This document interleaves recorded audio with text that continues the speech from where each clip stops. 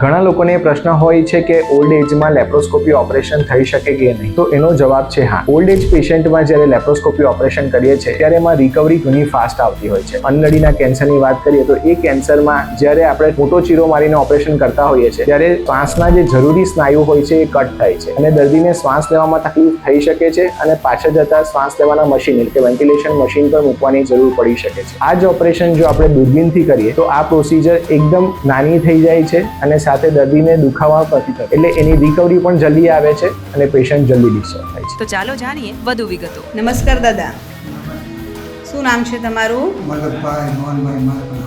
તમારી ઉંમર કેટલી છે?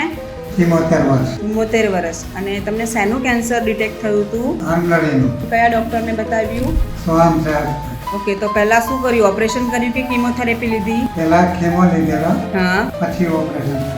અને કેટલા કલાક ઓપરેશન ચાલ્યું? 5.5 કલાક. હવે તમને કેવું લાગે છે? સારું છે. ઓપરેશન પછી કોઈ રિપોર્ટ કરાવ્યો? હા, સીટી સ્કેન કરાવ્યું, હા. એ રેગ્યુલર છે. અને દૂરબીન વડે ઓપરેશન કરાવ્યું કે શેના વડે કરાવ્યું? દૂરબીન વડે. સરસ. હવે અત્યારે કોઈ જાતની કોઈ તકલીફ નથી ને? ના દે. ઓકે, સરનું કામ કેવું લાગ્યું ડૉક્ટર સોહમ પટેલ સાહેબનું? સારું.